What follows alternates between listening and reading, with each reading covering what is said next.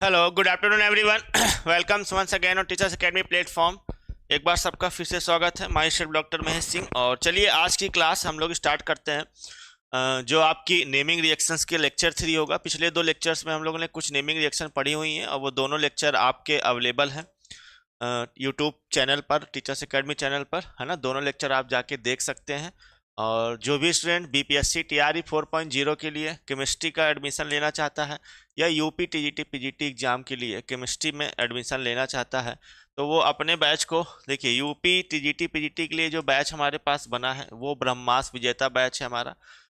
और बीपीएससी के लिए टीआर 4.0 बैच है, जहां पर आप 96 28 95 92 37 इस नंबर पर आप कॉल या व्हाट्सअप करके अपने बैच को परचेज कर सकते हैं।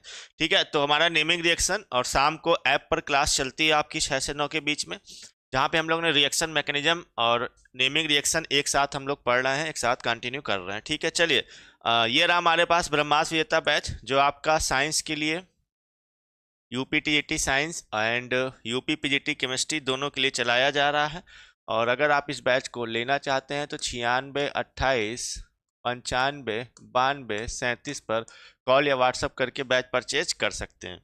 आज का हम लोग के पास जो नेमिंग रिएक्शन का थर्ड लेक्चर, देखिए पिछली कुछ क्लासेस में हम लोग ने Wurtz reaction, Fittig reaction, Wurtz Fittig reaction, इसके अलावा फ्रैंकलिन रिएक्शन क्या होती है, कोरे हाउस सिंथेसिस हमारे पास क्या पाया जा रहा होता है, क्लीमेंसन रिडक्शन क्या होती है और वुल्फ किस्नर रिडक्शन क्या होती है, इतनी रिएक्शंस पढ़ी थी। ठीक है, आज हम लोग कोल्बे की इलेक्ट्रोलिसिस रिएक्शन हम लोग पढ़ेंगे।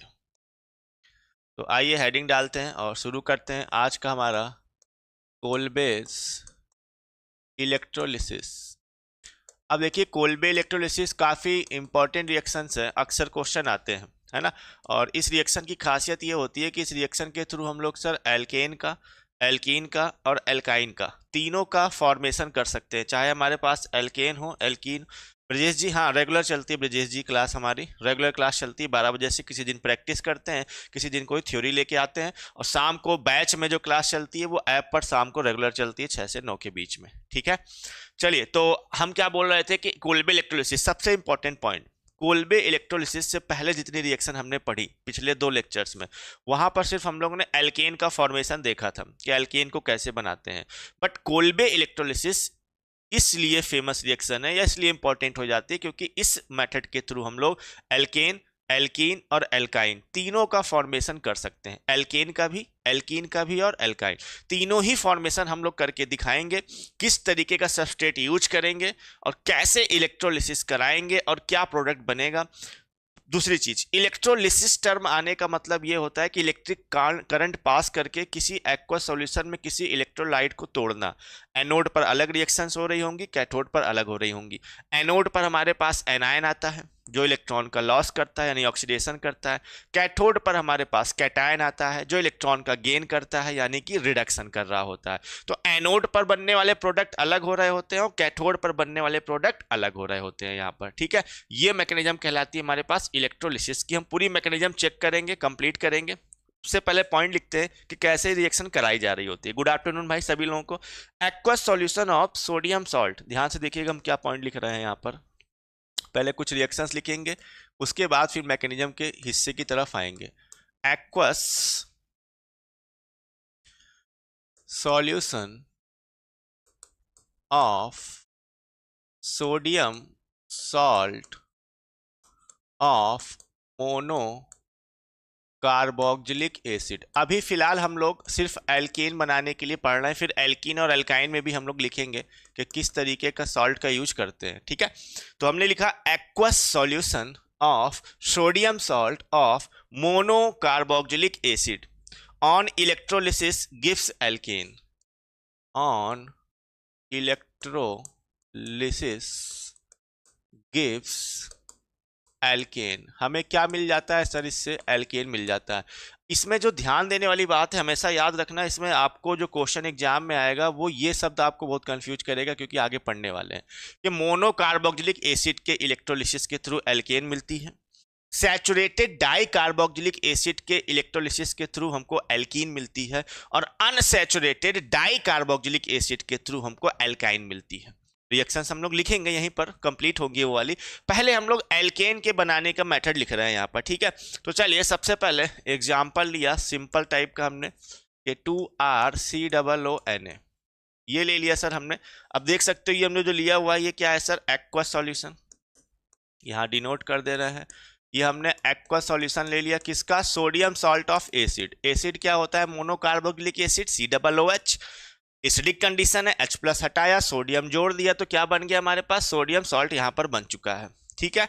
अब यहाँ पर हम लोग आगे बनाते हैं पिपरे सैलिसिलिक, नहीं भाई वो कोल्बे रिएक्शन अलग है, ये कोल्बे अलग है। वो कोल्बे रिएक्शन अलग है हमारे पास, जो आप सोच समझ रहे हो सैलिसिल्डिहाइड और सैलिसिलिक एसिड बनाने वाली, वो ओनली कोल्बे रिएक्शन है। ये है कोल्बे इलेक्ट्रोलिसिस, ये क्या है, कोल्बेज इलेक्ट्रोलिसिस इसका पूरा नाम है। और वो जो आप बता रहे हो वो कोल्बे रिएक्शन अलग रिएक्शन है हमारे पास, ठीक है। हम दोनों पढ़ेंगे रिएक्शंस, लेकिन वो अभी नहीं कर रहे हैं, अभी हम कोल्बे की इलेक्ट्रोलिसिस कर रहे हैं दोनों सेम, लेकिन इसमें इलेक्ट्रोलिसिस टर्म जोड़ देते हैं, वो ओनली कोल्बे रिएक्शन बोल रहे होते हैं।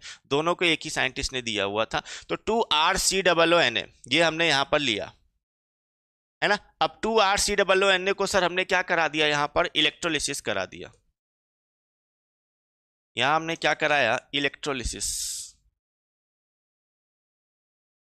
और इलेक्ट्रोलिसिस कराने के बाद अब ध्यान से देखेंगे यहाँ पर मैकेनिज्म भी अभी हम लोग पढ़ेंगे आगे क्या बनता है। इलेक्ट्रोलिसिस कराने के बाद जो प्रोडक्ट होता है हमको यहाँ पर पहली चीज एल्केन बन जाता है, R-R, क्योंकि मोनोकार्बोक्सिलिक एसिड लिया हुआ है तो हमारे पास क्या बन गया, एल्केन। इसके अलावा सर हमको सोडियम हाइड्रोक्साइड मिलता है, प्लस कार्बन डाइऑक्साइड मिलता है, और प्लस हाइड्रोजन गैस मिलती है। इतने चीजें और ऑब्टेन हुई। अब ये सोडियम हाइड्रोक्साइड, कार्बन डाइऑक्साइड और हाइड्रोजन किस तरीके से ऑब्टेन होता है, इलेक्ट्रोलिसिस हम लोग कैसे करा रहे होते हैं, ये सारी चीजें भी हम लोग चेक करेंगे और यहाँ सारी चीजें देखेंगे।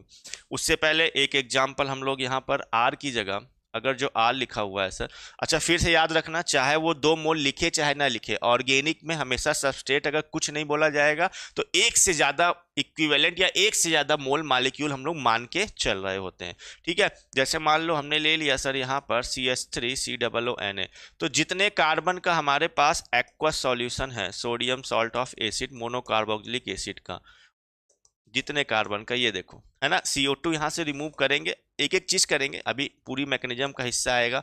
अभी सिर्फ आप पॉइंट समझिए, एसिड वाले कार्बन को छोड़कर जो अदर एल्किल का कार्बन है, COO को छोड़कर R और R दो पार्ट एल्केन बना दिया। यहाँ पर भी COO को छोड़कर दो CH3 और CH3 आपस में जुड़ जाएंगे, और इस तरीके से हमको एल्केन यहाँ पर क्या मिल जाएगी, ईथेन। इसके अलावा NaOH साइड प्रोडक्ट के रूप में CO2 और साथ ही साथ हाइड्रोजन यहाँ पर ऑब्टेन हो जाती है, ये ठीक है। तो ये है इलेक्ट्रोलिसिस की सिंपल पहले रिएक्शन, कि sodium salt of aqueous solution का इलेक्ट्रोलिसिस कराया, एल्केन बनेगा, सोडियम हाइड्रोक्साइड बनेगा, कार्बन डाइऑक्साइड बनेगा और हाइड्रोजन बनेगा, ठीक है। अब यहाँ पर अब एक रिएक्शन लेंगे, उसकी मैकेनिज्म समझते हैं कैसे यहाँ पर होती है, ठीक है। चलिए एक एग्जाम्पल यहाँ पर हमने लिया sir, 2 mole CH3 CH2 and COONA ये ले लिया, राइट है। इसका सबसे पहले हमने क्या कराना है सर, यहाँ पर इलेक्ट्रोलिसिस कराना है। तो यहाँ हमने लिख दिया इलेक्ट्रोलिसिस, और इलेक्ट्रोलिसिस के बाद जो भी हमारे को प्रोडक्ट बनेंगे वो हमें यहाँ पर चेक करना है क्या प्रोडक्ट हमारे को ऑब्टेन हो सकते हैं, ठीक है। आइए मैकेनिज्म स्टार्ट करते हैं। सबसे पहले हम लोग हेडिंग डालकर यहाँ पर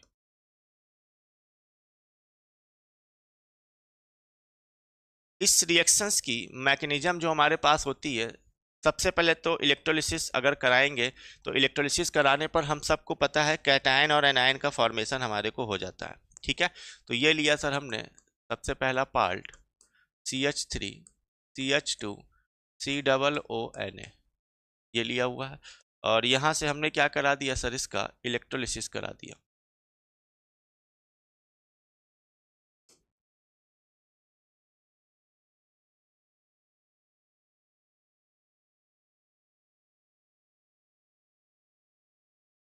ठीक है, इस तरीके से इलेक्ट्रोलिसिस कराने के बाद कैटायन और एनायन वाला पार्ट अलग हो गया, और इस तरीके से CH3 CH2 COO माइनस और Na प्लस का फॉर्मेशन हमारे को हो जाएगा। ये बन गया हमारे पास सर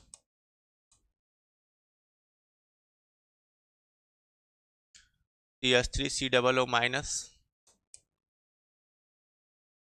और यहाँ पर ये बन गया सर Na+। ये तो पहला काम हो गया, हमने इलेक्ट्रोलिसिस करा लिया। अब इसके बाद अब एनोड पर और कैथोड पर रिएक्शंस क्या होती हैं, तो ए से एनोड, ए से एनायन, सी से कैथोड, सी से कैटायन। ठीक है, यानी एनायन एनोड पर जो रिएक्शंस हमारे पास हो रही होती है, तो पहले एनोड पर होने वाली रिएक्शंस लिखते हैं। एट एनोड, एनोड पर हमारे पास कौन सी रिएक्शंस यहाँ पर पाई जाएंगी, तो एनायन होगा। और एनोड पर हम सबको पता है क्या होता है सर, ऑक्सीडेशन। एनोड पर क्या होता है, ऑक्सीडेशन होता है। यानी कि अब मैकेनिज्म के नेक्स्ट पार्ट में जो एनायन हमारे पास मिला हुआ है उसका क्या कराएंगे सर, ऑक्सीडेशन कराएंगे। आइए देखते हैं कैसे। तो ये लिया हमने सर CH3COO-, यहाँ पर ये रहा। और ये क्या करता है सर, ऑक्सीडेशन करता है, इलेक्ट्रॉन का लॉस। और एक इलेक्ट्रॉन का यहाँ पर सर लॉस कर दिया इस तरीके से, और प्लस, और यहाँ हमारे पास बन गया सर CH3CH2COO, एक फ्री रेडिकल ऑब्टेन हो जाएगा। एक इलेक्ट्रॉन इसके पास रह जाता है इस तरीके से, ये ठीक है। तो एक इलेक्ट्रॉन बाहर निकल गया, एक इलेक्ट्रॉन फ्री रेडिकल के फॉर्म में इसके पास बचा रह गया हमारे को। नेक्स्ट केस में क्या होगा सर, अगेन एनोड पर ही अब ये जो बना हुआ इंटरमीडिएट्स हैं, ये CH3COO, यहाँ से क्या होता है सर, ये माफ करिएगा बहुत ही ठीक है। अब यहाँ से ये CO2 के फॉर्म में सर कार्बन डाइऑक्साइड पहले निकलता है। यहाँ से देखो CO2 निकल गया, CO2 के निकलने के बाद एक्चुअल में अगेन सर यहाँ पर कार्बन फ्री रेडिकल का फॉर्मेशन हो गया। इस तरीके से अगर आप देखो हमारे पास यहाँ पर कार्बन फ्री रेडिकल बन गई है। अगर आपको याद होगा जब हम लोग ने वुड्स रिएक्शन पढ़ी हुई थी तो वहां पर भी कार्बन फ्री रेडिकल बना था, याद आया कि नहीं याद आया। तो अगर आपने वुड्स रिएक्शन पढ़ी थी, कार्बन फ्री रेडिकल आपने वहां अगर याद आ गया होगा तो बताओ, वहां पर हम लोग ने पढ़ा हुआ था सर इस तरीके से कि दो कार्बन फ्री रेडिकल आपस में जुड़ के ब्यूटेन का फॉर्मेशन कर देते हैं। एक ये रहा हमारे पास, एक दूसरा कार्बन फ्री रेडिकल ये आया, और ये दोनों आपस में रिएक्ट करके सर यहाँ पर हमको ब्यूटेन यानी CH3 CH2 CH2 और CH3 बना देते हैं। और ये हमारे पास क्या हो गया सर, एक्चुअल में मेजर प्रोडक्ट। ये क्या बन गया सर, एक्चुअल में हमारे पास मेजर प्रोडक्ट बन जाता है। ठीक है, क्लियर है यहाँ तक। ठीक, अब चाहो तो इसको आप यहाँ से यहाँ ऐसे दिखा सकते हो समझने के लिए, CH2 CH3, तो ये दोनों फ्री रेडिकल्स आपस में मेजर प्रोडक्ट का फॉर्मेशन कर लिए। एक और चीज अगर आपको याद होगा, छोटी सी बात, क्या सर, यही जो CH3 CH2 और CH3 CH2 थे हमारे पास, ये दोनों ही इस तरीके से, ये दोनों एक्चुअल में अगेन फिर सर हमको डिसप्रपोर्शनेशन रिएक्शन भी दे रहे थे। याद आया किसी को, इस तरीके से।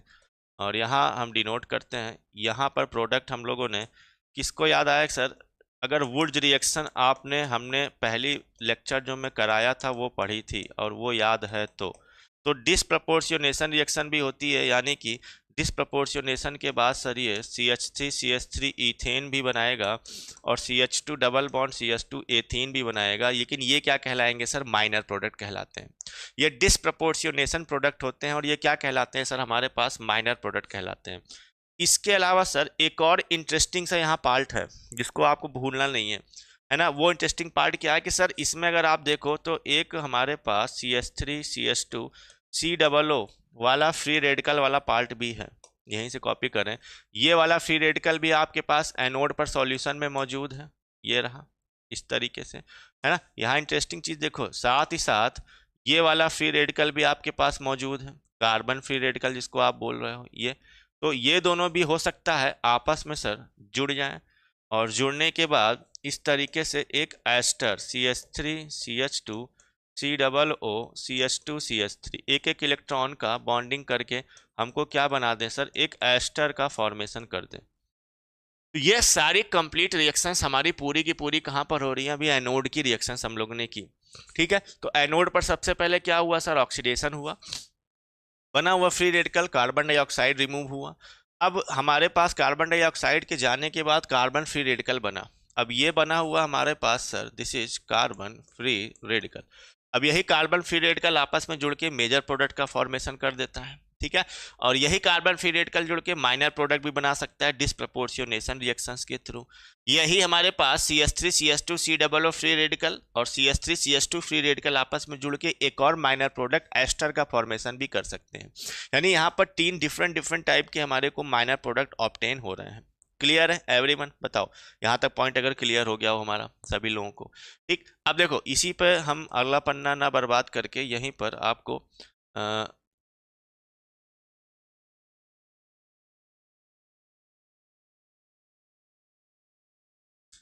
कैथोड की रिएक्शन भी लिख ही देते हैं। यहाँ पर पहुंच गए।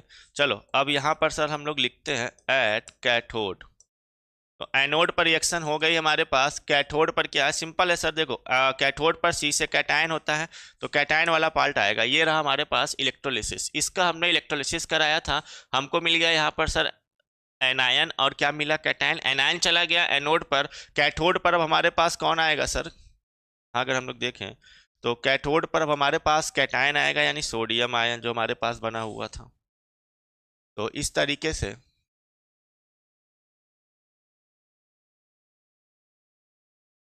ये सोडियम आयन यहाँ पर ले लिया हमने, ये रहा।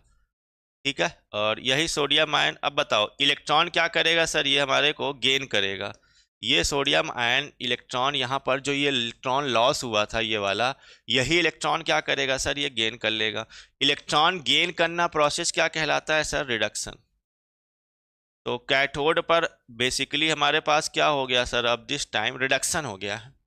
कैथोड पर क्या हो गया है? हमारे को रिडक्शन हो गया, और रिडक्शन होने के बाद सोडियम मेटल में कन्वर्ट हो गया, सोडियम सॉलिड में। इंटरेस्टिंग ये है कि हम एक्वस सॉल्यूशन का यूज कर रहे हैं। इसका यूज कर रहे हैं सर? एक्वस। तो एक्वस मीडियम में सोडियम हम सबको पता है क्या बनाता है सर? हाइड्रोजन गैस रिलीज करता है और सोडियम हाइड्रोक्साइड बना देता है, और यहाँ से ये हमारे पास क्या बन गई? Hydrogen gas. इंटरेस्टिंग ये है, अब यहाँ क्वेश्चन में 2-3 पॉइंट आते हैं। पहला, एनोड पर क्या क्या ऑब्टेन होता है हमको सर? एनोड पर मिल रहा है हमको क्या? एल्केन, पहली चीज मेजर प्रोडक्ट, साथ ही साथ कार्बन डाइऑक्साइड। यानी कि पीछे जो हम लोग रिएक्शंस पढ़ रहे थे यहाँ पर इलेक्ट्रोलिसिस वाली, जहाँ alkane sodium hydroxide, carbon dioxide और हाइड्रोजन ऑब्टेन हो रहा था, तो एल्केन और कार्बन डाइऑक्साइड हमको कहाँ ऑब्टेन हो रहा है सर? एनोड पर मिलता है। एल्केन और कार्बन डाइऑक्साइड कहाँ मिलता है सर? हमको एनोड पर मिल रहा होता है। और सोडियम हाइड्रोक्साइड और हाइड्रोजन हमको कहाँ पर मिलता है सर? कैथोड पर ऑब्टेन होता है।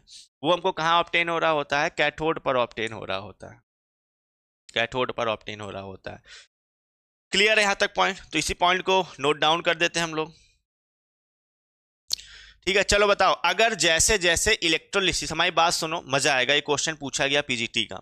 जैसे जैसे कोल्बे इलेक्ट्रोलिसिस में रिएक्शन बढ़ती चली जाती है, यानी मोर इलेक्ट्रोलिसिस होता चला जाएगा। हमारी बात सुनना, अगर ज्यादा से ज्यादा इलेक्ट्रोलिसिस होता चला जा रहा है, सबस्ट्रेट का अमाउंट ज्यादा है तो ज्यादा, अब ज्यादा इलेक्ट्रोलिसिस होगी तो एनोड पर ऑक्सीडेशन और कैथोड पर रिडक्शन भी क्या होगा? ज्यादा होगा।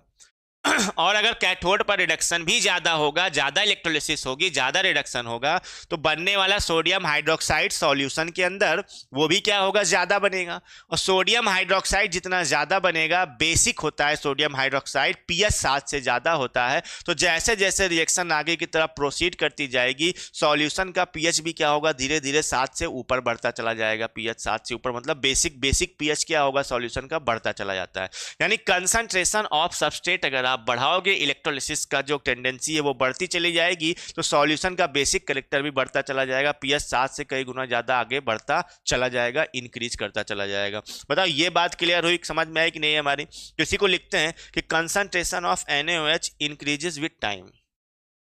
यहां लिखा हमने point, concentration of NaOH increases with time। तो समय के साथ NaOH का जो कंसंट्रेशन है वो क्या होता जाता है? इंक्रीज कर जाता है। So pH of solution increases with time. so pH of solution increases with time in Kolbe's electrolysis. Clear है? तो कोलबे के इलेक्ट्रोलिसिस में सर पीएच भी जो होता है रिएक्शन का वो क्या है, इंक्रीज करता चला जाएगा। पता है, यानी कि सर पीएच जो हमारे पास यहाँ पर होगा, यहाँ बता दे रहे रिएक्शन में जो भी पीएच कोलबे इलेक्ट्रोलिसिस का होगा, देखिए 14 तक तो नहीं पहुँचेगा, इतना हाईली बेसिक तो नहीं होगा, लेकिन 14 से कम होगा और 7 से हमेशा क्या होगा, ज़्यादा होगा। ये समझ में आ रहा है? पीएच हमेशा 7 से ज़्यादा होगा, बेसिक पीएच होगा, लेकिन 14 से कम होगा, मतलब बहुत हाईली बेसिक नहीं होने वाला है इतना भी, क्योंकि एक्वा सॉल्यूशन यूज कर रहे हैं हम लोग। ठीक है, तो कोलबे इलेक्ट्रोलिसिस में जो सॉल्यूशन होता है वो कैसा होता है, बेसिक होता है, due to presence of sodium hydroxide, है ना, क्योंकि वहां पर क्या पाया जाता है, NaOH पाया जा रहा है। क्लियर है यहां पर पॉइंट हमारे पास? चलिए अच्छा बताइए इसी में जैसे हम लोगों ने वुर्ज रिएक्शन में पढ़ा था आई थिंक, और फ्रैंकलिन रिएक्शन में पढ़ा हुआ था हमने, बड़ा मजेदार चीज क्या कि अगर सर हम ये जो रिएक्शन करा रहे हैं, अगर यहाँ पर जो सॉल्ट लिया हुआ है हमने वो एक ही टाइप का लिया है, 2 मोल एक ही टाइप के सॉल्ट का यूज किया है। अगर हम 2 डिफरेंट सोडियम सॉल्ट का यूज कर लें एसिड का, 2 different sodium salt of carboxylic acid या मोनोकार्बोक्सिलिक एसिड, तो डिफरेंट डिफरेंट सॉल्ट यूज करने से क्या मिलेगा, अलग अलग टाइप के आपको मिक्सचर ऑफ हाइड्रोकार्बन मिलने वाले हैं। अब इस पॉइंट को यहाँ लिखते हैं हम लोग और समझते हैं, है ना। जैसे कोई भी हमने एग्जाम्पल के लिए ले लिया, अब आप बताइएगा यहाँ पर क्या क्या हमको मिलने वाला है, ध्यान से देखना। एक एग्जाम्पल लिया, इधर देखो, एक लिया सर हमने CH3COONA, क्लियर है। दूसरा ले लिया सर हमने CH3CH2COONA, ये ले लिया, दोनों का एक्वस सॉल्यूशन। चलिए विलियन, तभी हम लोग इजीली यहाँ पर क्या करा पाएंगे, इलेक्ट्रोलिसिस करा पाएंगे। ये ले लिया, अब दोनों का क्या कराना है सर, हमको इलेक्ट्रोलिसिस कराना है, तो यहां लिख दिया हमने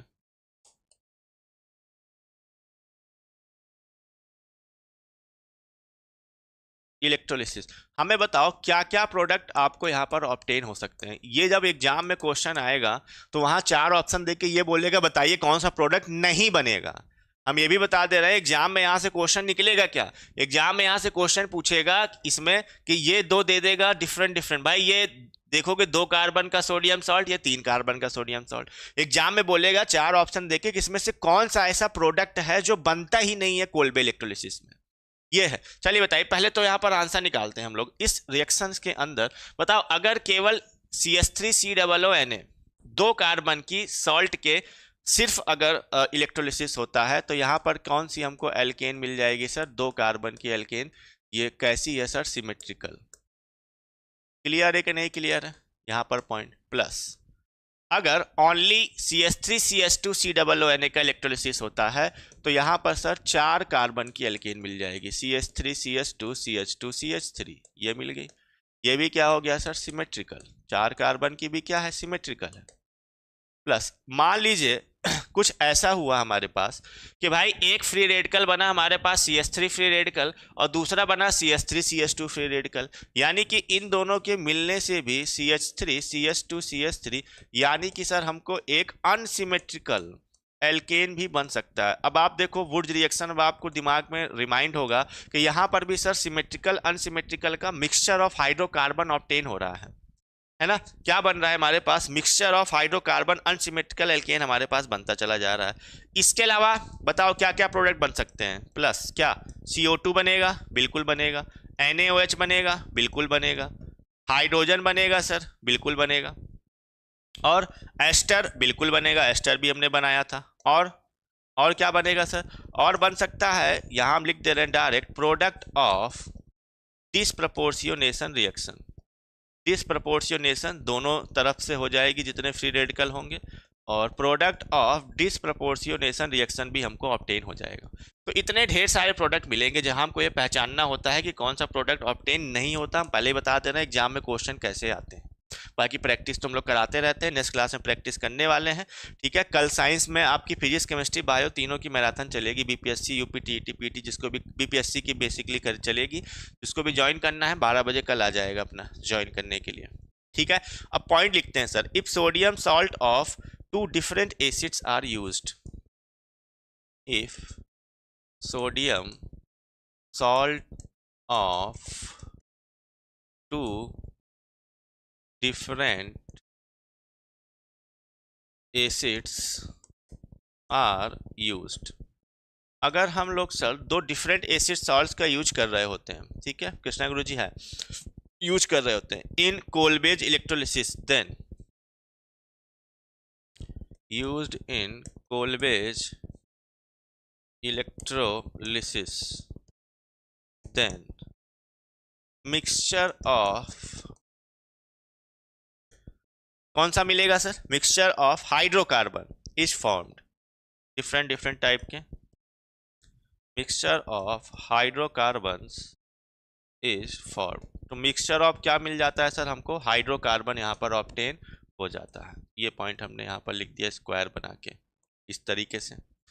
क्लियर है यहाँ पर सर? टीईटी पीटी का एग्जाम होगा जनवरी, चांसेस हैं, देखिए अभी कुछ क्लियर नहीं है, कुछ नहीं कह सकते हैं, 50-50 चल रहा है मामला, हो भी सकता है अप्रैल में भी जा सकता है, अभी ये कह ही नहीं सकते कि नहीं होगा, 50-50 में है। आयोग ये चाहता है हम करा दें, हम आयोग की मंशा आपको बता दें, वो चाहता है हम पेपर करा दें। अब उस पर सरकार द्वारा मुहर लगाई जाती है कि नहीं लगाई जाती है वो उनके ऊपर है, सेंटर अवेलेबल हो पाते हैं कि नहीं हो पाते, वो अदर जो भी हमारे डिस्ट्रिक्ट हैं, जिले हैं, वहाँ पे सेंटर अवेलेबिलिटी के ऊपर है। तो आयोग चाह रहा है पेपर हम करा दें, आयोग का ये मंशा है पेपर करा देने की। ठीक है, चलिए अब यहाँ पर एक जो इम्पोर्टेंट पॉइंट और है उसको भी ऐड कर देते हैं। बताइए यहाँ पर हाई सॉल्युबिलिटी होने की वजह से, इसमें भी हम ये पॉइंट यहाँ पर ऐड करते हैं sir.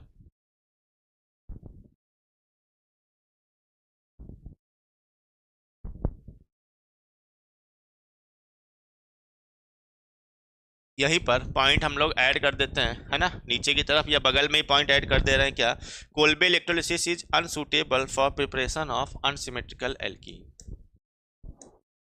कोल्बेज electrolysis is unsuitable for preparation of unsymmetrical alkane due to high solubility। ठीक है, सेम रीजन है जो हम लोगों ने रीजन आपका वुड्स रिएक्शन के अंदर पढ़ा था, वही रीजन सर यहाँ पर भी है कि कोल्बे इलेक्ट्रोलिसिस के थ्रू, यहाँ पॉइंट लिख दिया हमने, और ये दोनों पॉइंट को आप स्टार बना लेना इस तरीके से, यहाँ पर भी और यहाँ पर भी। ठीक है, कोल्बे इलेक्ट्रोलिसिस जो होती है सर वो अनसूटेबल होती है अनसिमेट्रिकल एल्केन बनाने के लिए, क्योंकि यहाँ पर भी मिक्सचर ऑफ हाइड्रोकार्बन मिलता है ना, मिक्सचर ऑफ हाइड्रोकार्बन मिलता है, और मिक्सचर ऑफ हाइड्रोकार्बन अगर मिलेगा हमारे को तो जाहिर सी बात है सर यहाँ पर सेपरेट करना उसको क्या होता है, डिफिकल्ट हो रहा होता है। ठीक है, क्लियर है यहाँ पर? चलिए आगे बढ़ जाते हैं हम लोग। अब एल्केन के बाद हम लोग आते हैं सर एल्कीन। एल्कीन किस तरीके से हमको ऑब्टेन होता है? ठीक है, तो चलिए एल्कीन ऑब्टेन करने के लिए लिखते हैं हम लोग sir aqueous solution of sodium salt of di carboxylic acid. Aqueous solution of sodium salt of di carboxylic acid. ठीक है, तो aqueous solution of sodium salt of di carboxylic acid on electrolysis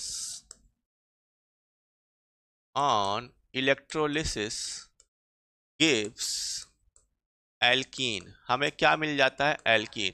फिर से वही बात अंडरलाइन हम लोग करेंगे डाई कार्बोक्सिलिक एसिड को, ये याद रखना है आपका, डाई कार्बोक्सिलिक एसिड। तो sodium salt of aqueous solution या aqueous solution of sodium salt of di carboxylic acid के इलेक्ट्रोलिसिस के थ्रू हमको क्या मिल जाता है सर? एल्कीन ऑब्टेन हो रहा होता है। ठीक है, चलिए इस रिएक्शन को भी हम लोग करा लेते हैं और मैकेनिज्म भी हम लोग देख लेंगे, सिंपल सी मैकेनिज्म फॉलो हो रही होती है दोनों रिएक्शन। देखिए सबसे पहले एक रिएक्शन अगर बनाए, यहाँ पर हम लोग एग्जाम्पल लें R C H C double O N A and 1 2 3 4 2 3 CH2 C double O N A. This is the aqua solution of sodium salt of di carboxylic acid. इसका क्या करा दिया यहाँ पर सर हमने, इलेक्ट्रोलिसिस। यहाँ पे हमने सर इसका इलेक्ट्रोलिसिस करा दिया, ठीक है। इलेक्ट्रोलिसिस कराओगे, बताओ यहाँ पर सर एल्कीन जो ऑब्टेन होगी कुछ इस तरीके से R C H double bond CH2 ये मिल गया। इसके अलावा सर 2 मोल कार्बन डाइऑक्साइड भी रिमूव होगा, साथ ही साथ सोडियम हाइड्रोक्साइड और हाइड्रोजन गैस भी यहाँ पर रिमूव हो रही होती है, ठीक है। ये है। अब इसकी मैकेनिज्म अगर चेक करना चाहें, एक साथ सारी मैकेनिज्म करा लेंगे पूरी कंप्लीट हम। एनोड कैथोड पर उस पर क्या ही कराना, क्योंकि कैथोड पर रिएक्शन तो कन्फर्म है सबको, सोडियम लास्ट में ऑब्टेन होता है, इलेक्ट्रॉन गेन करता है, रिडक्शन होता है, एक्वस सॉल्यूशन में सोडियम हाइड्रोक्साइड और हाइड्रोजन गैस इवॉल्व करता है। तो कैथोड पर होने वाली रिएक्शन तो क्या है, फिक्स है, परमानेंट है, उसमें चेंजेस कुछ हमारे पास नहीं आ रहे होते हैं, ठीक है। लेकिन अगर हम एनोड पर होने वाली रिएक्शंस को चेक कर रहे होते हैं तो सबसे पहले क्या कराया सर, इलेक्ट्रोलिसिस कराया। यहाँ लिखते हैं R CH and here is CH2 C double O N A, यहाँ पर भी C double O N A, इस तरीके से। तो इसका हमने करा दिया सर इलेक्ट्रोलिसिस।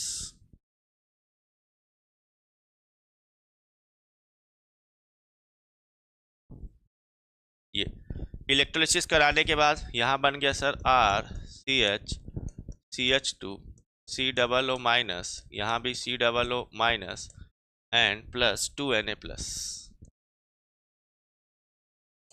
इस तरीके से 2Na प्लस।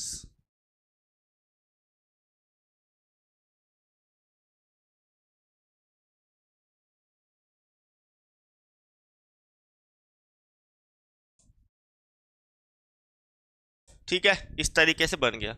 अब आ जाते हैं सर मैकेनिज्म में, नेक्स्ट एनोड पर कौन सा केस हो रहा होगा, कैथोड पर क्या हो रहा होगा, ठीक है।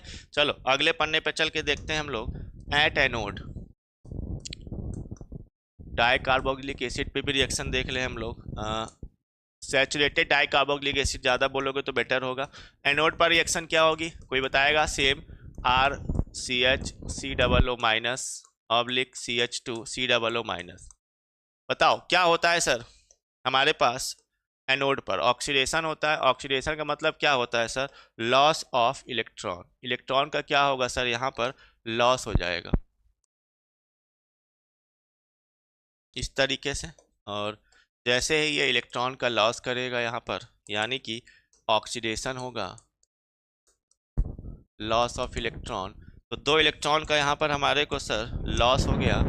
और R CH CH2 and C double O and C double O, और 2 इलेक्ट्रॉन यहाँ से रिमूव हो गए, -2 इलेक्ट्रॉन। और यहाँ पर सर बन गया हमारे को फ्री रेडिकल।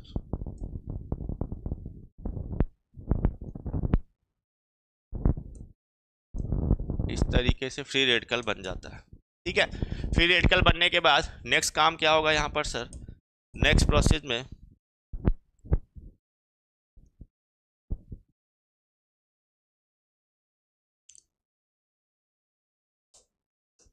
CO2 रिमूव हो जाएगा यहाँ पर।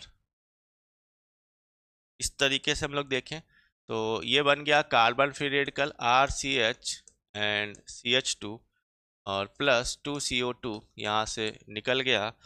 और यहाँ पर हमारे पास सर इस तरीके से कार्बन फ्री रेडिकल ये रहा, एक कार्बन फ्री रेडिकल हमारे पास ये रहा, ऐसे समझो बन गया, ठीक है। नेक्स्ट केस में यहाँ से क्या होता है सर, यही कार्बन फ्री रेडिकल आपस में जुड़ जाते हैं। हाफ एरो ये बनाया, हाफ एरो ये बनाया यहाँ पर हमने इस तरीके से, और ये जुड़ के एल्कीन का फॉर्मेशन कर देते हैं। ये हमारे पास क्या बन गया सर, एल्कीन बन गया, ठीक है। तो सेम ही रिएक्शन थी, हमें नहीं लगता कुछ इसमें हमने बहुत चेंजेस कर दिए हैं आपके लिए, ठीक है। ये एनोड पर हो गया। नेक्स्ट आते हैं सर हम लोग कैथोड पर। तो नो डाउट कैथोड पर भी सेम वही प्रोसेस होना है। कैथोड पर यहाँ तो कुछ चेंज होता नहीं है, सोडियम है। तो अगर हम लोग देखें यहाँ पर सर सोडियम जिसके पास इलेक्ट्रॉन की क्या है, कमी है, इस तरीके से। पॉजिटिव,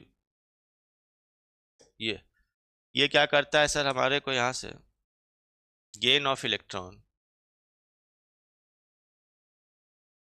इलेक्ट्रॉन का गेन करेगा। इलेक्ट्रॉन गेन करना प्रोसेस क्या कहलाता है सर? रिडक्शन कहलाता है। सोडियम सॉलिड मेटल में कन्वर्ट हो गया, और सोडियम मेटल, और यहाँ पर हमने एक्वस सॉल्यूशन का यूज किया गया है। एक्वस कंडीशन में ये बना देगा सोडियम हाइड्रोक्साइड, और साथ ही साथ क्या मिल जाएगी सर हमको? Hydrogen gas. ठीक है, तो हमने क्या बना लिया यहाँ पर सर? एल्कीन का फॉर्मेशन कर लिया और एल्कीन के साथ साथ हमने दूसरा यहाँ पर क्या बना लिया है सर? कैथोड पर NaOH तो याद रखना, 2-3 क्वेश्चन हम आपको करते करते रिएक्शन बनाते बनाते आपको बता चुके हैं कि किस तरीके से यहाँ पर रिएक्शन हमारे को हो रही है। ठीक है, जैसे एक सिंपल सा एग्जांपल ले लेते हैं, उसको आप सॉल्व करिए, बताइए यहाँ पर क्या बनेगा हमारे को? CH2 COO Na and CH2 COO Na, ये ले लिया, इसका हमने इलेक्ट्रोलिसिस करा दिया। चलिए, प्रोडक्ट आपको बताना है क्या बनेगा, एल्कीन का नाम आपको बताना है, कौन सी एल्कीन का यहाँ पर हमारे पास फॉर्मेशन हो जाएगा, ये आपको चुनना है यहाँ पर। ठीक है कर लीजिए, क्या बनेगा पहले वाले में। इसी तरीके से दूसरा भी हम बता दे रहे हैं, CH3।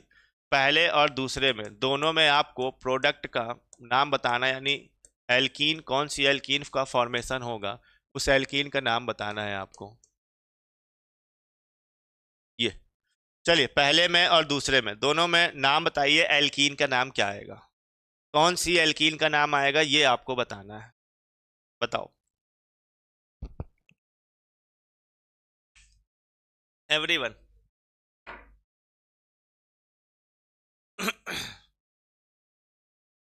एल्कीन का नाम आपको बताना है, एल्कीन का नाम क्या आएगा? इथीन ब्यूटोइन, दो आंसर निकल के आ रहे हैं। बताओ सर, यहाँ से जो एल्कीन बनेगी CH2 डबल बॉन्ड CH2, क्या नाम हो गया सर इसका? एथीन या एथाइलिन, कॉमन नेम क्या बोल देते हैं? Ethylene, ethene. ठीक है, बाकी तो प्रोडक्ट हमारे पास बनने ही है, CO2 NaOH और हाइड्रोजन। ठीक है, वो तो ठीक है।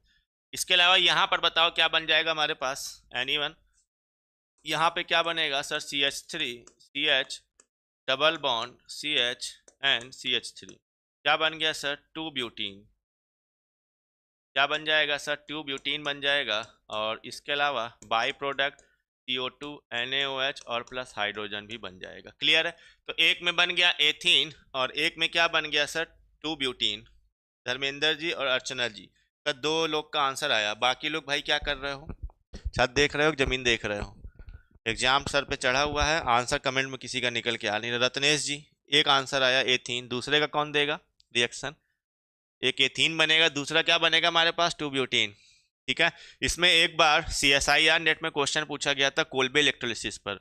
बोला गया ऐसा कौन सा हम लोग सबस्ट्रेट यूज करें कोल्बे इलेक्ट्रोलिसिस में जिसके थ्रू बना हुआ जो एल्कीन होगा वो ज्योमेट्रिकल आइसोमेरिज्म शो कर सकता है। ध्यान से सुनो फिर से, उसमें यह बोला गया, 4 ऑप्शन दिए गए थे, 4 ऑप्शन में यह पूछा गया था, बताइए ऐसा कौन सा सबस्ट्रेट या ऐसा aqueous solution of sodium salt किस एसिड का लें जिसके थ्रू बना हुआ जो प्रोडक्ट होगा वो ज्योमेट्रिकल आइसोमेरिज्म शो कर सकता है।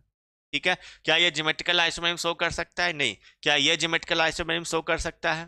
ये वाला बिल्कुल ये शो कर सकता है। ये क्वेश्चन था हमारे पास। तो एक आपको मोनोकार्बोक्सिलिक एसिड का ऑप्शन दिया गया था, वहां पर 2 ऑप्शन हमको डाइकार्बोक्सिलिक एसिड के दिए गए थे और एक ऑप्शन वो अनसैचुरेटेड डाइकार्बोक्सिलिक एसिड का दिया गया था। तो भैया सीधी सी बात है, मोनोकार्बोक्सिलिक एसिड तो एल्केन बनाता है, वहां तो ज्योमेट्रिकल होने की सारी संभावनाएं खत्म है ना, एलिफेटिक एल्केन में। डाई कार्बोक्सिलिक एसिड में भी हमने अभी सैचुरेटेड डाई कार्बोक्सिलिक एसिड लिया है, कार्बन के बीच में, कार्बन कार्बन के बीच में, इन सबके बीच में सिर्फ सैचुरेटेड है ना, तो इनके थ्रू जीआई बनने की पॉसिबिलिटीज हो रही होती हैं। तो ये वाला जीआई आपको साफ साफ दिखाई दे रहा बनाएगा। अभी अब नेक्स्ट रिएक्शन जो हम लोग करने वाले हैं वो आपको देखना है ना। तो यहां लिखते हैं हम लोग एल्काइन का sir aqueous solution of sodium salt of unsaturated dicarboxylic acid on electrolysis gives alkyne। यहाँ क्या मिल जाएगा सर हमको? एल्काइन ऑब्टेन होने को है, ठीक है। अब यहाँ पे भी हमने अंडरलाइन की अनसैचुरेटेड डाई कार्बोक्जिलिक एसिड, यहाँ पर क्या बना दिया? अनसैचुरेटेड डाई कार्बोक्जिलिक एसिड हमने लिखा हुआ है, ठीक है। ये है एवरीवन, क्लियर है? अब जो हमने क्वेश्चन बताया आपको समझा दिया, उसको कॉपी में नोट कर लो या दिमाग में नोट कर लेना किस तरीके से एग्जाम में क्वेश्चन आते हैं। चलिए फिलहाल एल्काइन पे जो क्वेश्चन हमने आपको अभी ओरली बोल दिया वही पूछा जाता है, अदरवाइज एल्काइन पे तो कभी नहीं पूछा गया। कोल्बे इलेक्ट्रोलिसिस कराओ, हालांकि फिर भी हम लोग करा देते हैं। ये रहा हमारे पास, बताओ इसको क्या बोलेंगे? Aqua solution of sodium salt of unsaturated, ये इस तरीके से अनसैचुरेटेड लिया गया। अब यहाँ पर अगर हम लोग देखें, इसका इलेक्ट्रोलिसिस कराएंगे यहाँ पर ये करा दिया यहाँ पर हमने सर इलेक्ट्रोलिसिस, और यहाँ हमने बना दिया इस तरीके से CH ट्रिपल बॉन्ड CH, और ये बन गया हमारे पास सर एथाइन या एल्काइन, या इसी को एसिटिलीन भी हम लोग बोलते हैं। बाकी कार्बन डाइऑक्साइड NaOH और हाइड्रोजन तो हमारे पास रिमूव होना ही होना है, ठीक है। ये ले लिया हमने। तो ये था हमारे पास एल्काइन बनाने का यहाँ पर प्रोसेस, किस तरीके से एल्काइन का फॉर्मेशन हम लोग कर रहे होते हैं। क्लियर है यहाँ तक हर एक को? तो फिर हम लोग आगे बढ़ें।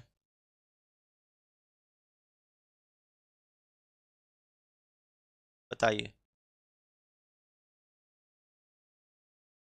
ठीक है, चलो ये रिएक्शन यहाँ पर कंप्लीट हुई। नेक्स्ट रिएक्शन की तरफ हम लोग बढ़ते हैं। इसी से रिलेटेड जब बात छिड़ी गई है सोडियम सॉल्ट ऑफ एसिड की, तो इसी से रिलेटेड एक और इम्पॉर्टेंट रिएक्शन हमारे पास आती है। कोई नेमिंग रिएक्शन तो नहीं है बट इम्पॉर्टेंट है, इसी से लिंक है, तो यहाँ पर हम लोग पढ़ ले रहे हैं इसी में डीकार्बोक्जिलेशन। एक छोटी सी हेडिंग डाल के हम लोग पढ़ते हैं सर डीकार्बोक्जिलेशन क्या होता है। ठीक है, डीकार्बोक्जिलेशन नाम से क्लियर है, अगर आपको समझ में आ रहा हो। डीकार्बोक्जिलेशन का मतलब है sir removal of carbon dioxide, CO2 का रिमूवल जो होता है ये कहलाता है हमारे पास डीकार्बोक्जिलेशन। इसी को क्या बोलते हैं सर? हम लोग डीकार्बोक्जिलेशन बोल रहे होते हैं। सबसे पहले डीकार्बोक्जिलेशन बड़ी इंपॉर्टेंट है। इसमें डीकार्बोक्जिलेशन में कईयों बार आपके एग्जाम में रिएक्टिविटी का ऑर्डर पूछा गया है, चाहे वो BPSC का एग्जाम हो, चाहे आपका PGT का हो, या कोई भी हो, सब में इक्वली इंपॉर्टेंट है। बाकायदा NCERT में लिखा गया है ना, कि अभी हम लोग कराएंगे डीकार्बोक्जिलेशन। तो डीकार्बोक्जिलेशन के लिए रिएक्टिविटी का ऑर्डर बहुत पूछा गया है इस क्वेश्चन में, जब भी क्वेश्चन ये वाला बनता है। ठीक है, चलिए इसके बारे में पहले नॉर्मल से हम लोग रिएक्शन लिख लेते हैं क्या होता है। एक नॉर्मल रिएक्शन लिखी सर, हमने ले लिया एक acid COOH, this is the carboxylic acid, ये, और यहाँ पर हम लोग एक काफ़ी इम्पोर्टेंट सा डीकार्बोक्जिलेटिंग एजेंट का यूज करते हैं। कई नाम है उसके, आपको ये नाम याद रखना है। सोडा लाइम बोल सकते हो, या इसी को सर हम लोग NaOH अनुपाते CaO, NaOH CaO या अनुपाते CaO हम लोग बोलते हैं, जो कि 3:1 के रेशियो में लिया जाता है। किस रेशियो में लेंगे? 3:1। ठीक है, अब देखना यहाँ पर अच्छी बात क्या है कि हालांकि हम यहाँ बता दे रहे हैं हर एक का वर्क क्या है। ये रहा COOH जो कि एक एसिड है, प्लस और हमने लिया हुआ है NaOH जो कि एक क्या है सर? बेस है। ठीक है, तो COOH ले लिया, दूसरा क्या ले लिया यहाँ पर सर? हमने NaOH ले लिया है। तो जाहिर सी बात है सोडियम और बेस यहाँ पर मिलके सर ये दोनों अलग होने वाले हैं। दोनों क्या होने वाले हैं सर? हमारे पास अलग होने वाले हैं। ठीक है, तो भाई सोडियम और बेस वाटर यहाँ से निकल जाता है। वाटर निकलने के अलावा सर ध्यान से अगर आप देखोगे एक्चुअल में यहाँ पर होता क्या है कि बेस और एसिड मिलके बनाते हैं सर हमारे पास यहाँ पर सॉल्ट। तो जनरली जो सॉल्ट बनता है सर CO2 के साथ सोडियम हाइड्रोक्साइड जब बाहर आता है तो Na2CO3 सोडियम कार्बोनेट के फॉर्म में बाहर निकल जाता है। तो एसिड बेस मिलके सॉल्ट की तरफ वर्क कर रहे हैं। NaOH का वर्क आई थिंक आपको समझ में आ गया होगा यहाँ पर क्या होता है ना भाई? OH गया, H गया, CO2 गया, सोडियम गया, तो वाटर, ध्यान से सुनना, सोडियम मिला हमको यहाँ पर, सोडियम हाइड्रोक्साइड या सोडियम, वाटर मिला हमको यहाँ पर, और CO2 मिला सोडियम कार्बोनेट के फॉर्म में, सॉल्ट के फॉर्म में बाहर निकल गए। कैल्शियम ऑक्साइड का यहाँ पर वर्क क्या होता है? तो कैल्शियम ऑक्साइड सर यहाँ पर वर्क करता है एक्ट एज ड्राइंग एजेंट, सुखाने का। ड्राइंग एजेंट का मतलब क्या होता है? मॉइस्चर को एब्जॉर्ब करने का। रीजन है सोडियम हाइड्रोक्साइड जो है, अब सोडियम हाइड्रोक्साइड, सोडियम हो या सोडियम हाइड्रोक्साइड हो, दोनों खासियत होती है मॉइस्ट कंडीशन अगर ऑब्टेन हो गया, सोडियम हाइड्रोक्साइड या सोडियम को मॉइस्ट कंडीशन अगर मिल गया तो जाहिर सी बात है रिएक्शन जो होती है मोर एक्सप्लोजिव हो जाती है, हाईली एक्सोथर्मिक हो जाती है, फिर वो रिस्की हो जाती है रिएक्शन ब्लास्टिंग करने की, एक्सप्लोजिव रिएक्शन बनने की। इसलिए इस रिएक्शन में सोडा लाइम में सोडियम हाइड्रोक्साइड, इसे बोलते हैं ना सोडा लाइम में, what is the work of sodium hydroxide and calcium oxide? तो सोडियम हाइड्रोक्साइड का काम क्या होता है सर? एसिड है, बेस है, सॉल्ट के फॉर्म में बाहर निकल गया। लेकिन कैल्शियम ऑक्साइड का काम क्या था सर? Drying agent. किसको ड्राई करता है कैल्शियम ऑक्साइड? सोडियम हाइड्रोक्साइड को ड्राई करने के लिए यहां पर यूज किया जा रहा होता है सोडा लाइम के अंदर।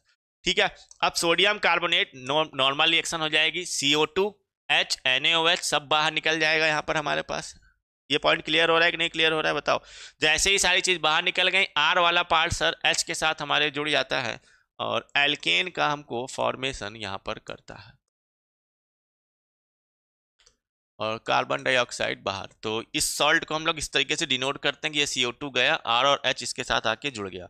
मैकेनिज्म का भी हिस्सा पढ़ लेंगे, ये भी तो हमने आपको एक तरीके से सिखाया है ना। सोडियम कार्बोनेट आगे बनता कैसे है वो मैकेनिज्म में समझेंगे। अभी समझाने के लिए सिर्फ एल्केन का फॉर्मेशन कर रहे हैं हम लोग डीकार्बोक्सिलेशन के थ्रू, इस रिएक्शन में हम लोग ने लिखा हुआ है। ठीक है, अच्छा एक और इंपॉर्टेंट पॉइंट अगर आप देखो, जनरली ये यहाँ पर हम लोग बोलते हैं सर, इस रिएक्शन को बोलते हैं stepping down reaction. What is the meaning of stepping down reaction? Sir होता क्या है कि इसमें 1 कार्बन लेस एल्केन बनती है। अगर हमको सेम होमोलॉगस सीरीज का लेस नंबर ऑफ कार्बन की एल्केन बनानी होती है तो हम एसिड का क्या करा सकते हैं? डीकार्बोक्सिलेशन। एसिड देखो अगर R और COOH अगर 2 कार्बन की है तो 1 कार्बन की क्या मिल रही है हमारे पास? एल्केन मिल रही होती है। 1 कार्बन की क्या मिलेगी यहाँ पर हमको? एल्केन मिल रही है। तो इस पॉइंट को लिखते हैं हम लोग, है ना। यहाँ पर रिएक्शन भी चाहो करा सकते हो, इस तरीके से एक रिएक्शन लिख लो आप, CH3 ले लो, है ना, और CH3 के साथ यहाँ पर हमारा COOH ले लो इस तरीके से, और सोडा लाइम का यूज कर लो। क्या होता है वो हमने आपको बता ही दिया। इस तरीके से बताओ कौन सी एल्केन बनाओगे? 2 कार्बन है, 1 कार्बन की एल्केन CH4 आसानी से बन जाएगी। कार्बन डाइऑक्साइड यहाँ से क्या कर दो? बाहर कर दो। सिंपल सी रिएक्शन हमारे पास। बताओ क्लियर हुआ कि नहीं क्लियर हुआ एवरीवन? यहाँ पर पॉइंट। एक और रिएक्शन लिखना चाहो लिख सकते हो, जैसे CH3 CH2 COOH ले लो, ये ले लिया। ठीक है, अभी मैकेनिज्म हम लोग देखते हैं, डोंट वरी। मैकेनिज्म हम लोग हमेशा हर रिएक्शन की देखेंगे, चाहे रिएक्शन मैकेनिज्म हम लोग पढ़ रहे हो चाहे नेमिंग रिएक्शन पढ़ रहे हो, वो आपको रिएक्शन सिखाती है। ये अब 2 कार्बन है सर, 3 कार्बन, सॉरी 3 कार्बन की एसिड है, तो 3 कार्बन की एसिड से क्या बनेगा सर? 2 कार्बन की एल्केन बन जाएगी हमारे पास। इस तरीके से CO2 क्या होगा? बाहर रिमूव हो जाएगा। क्लियर है कि नहीं क्लियर हमारे पास बताया गया पॉइंट भाई? बताओ यहाँ पर, तो आगे बढ़ जाए हम लोग। हाँ लिखते हैं, 1 carbon less alkane is formed in decarboxylation. 1 carbon less alkane is formed in decarboxylation। 1 carbon कम वाली एल्केन हमको डीकार्बोक्सिलेशन में मिलती है, so it is used in stepping down in homologous series, so it is used in stepping down in homologous series। Homologous series में stepping down यानी कम number of alkene obtain करने के लिए हम लोग इस रिएक्शन का यूज इजीली कर सकते हैं। ये लिख दिया, और ये बनाया स्पेस स्टार, और ये बनाया स्पेस स्टार। क्लियर? चलो आ जाओ, अब हम लोग मैकेनिज्म का हिस्सा देखते हैं। एक मैकेनिज्म चेक कर लेते सर, इंपॉर्टेंट नेमिंग रिएक्शन, सिर्फ नेम बता दीजिए। इंपॉर्टेंट भाई जितनी पढ़ा रहे हैं हम वो इंपॉर्टेंट ही हैं। आज हमारा लास्ट लेक्चर है नेमिंग का, इसके बाद ऐप पर पढ़ेंगे नेमिंग रिएक्शन, फिर यहाँ नहीं पढ़ेंगे, फिर नया टॉपिक थ्योरी कर लेंगे और प्रैक्टिस करेंगे फिर हम लोग इस तरीके की। ठीक है, चलिए जैसे मान लो सर यहाँ पर हम लोग ने क्या किया हुआ है, RCOOH का यूज कर लिया, एक एग्जाम्पल ले लिया और उसके थ्रू हम लोग RCOOH एक एसिड ले लिया और मैकेनिज्म अब समझने जा रहे हैं। RCOOH and here is soda lime, ठीक है, और हीट भी करना है हम ना, यहाँ पर हमने हीटिंग कंडीशन लिखी कि नहीं लिखी है, नहीं लिखी, हीट भी करना है आपको, यहाँ पर हीटिंग कंडीशन भी लेनी है इस तरीके से, ठीक है, या NaOH plus CaO and heating condition, और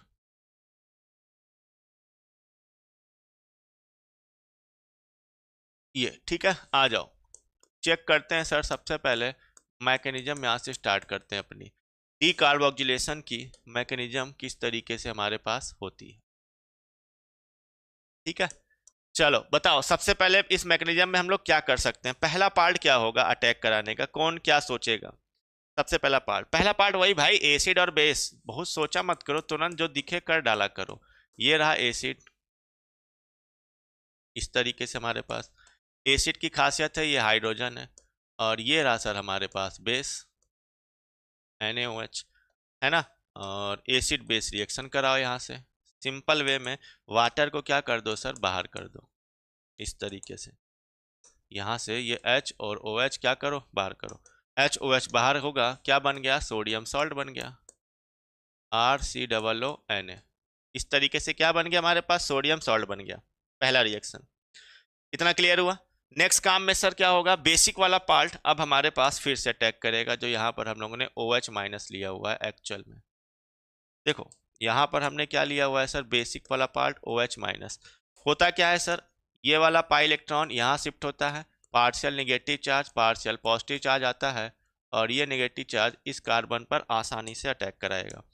जैसे ही अटैक कराएगा तो RC इस ऑक्सीजन पर आ गया निगेटिव वाला पार्ट, यहाँ जुड़ गया OH, और यहाँ क्या लग गया हमारे को ONA। थोड़ा सा टिपिकल मैकेनिज्म है, लेकिन आओ चेक करते हैं।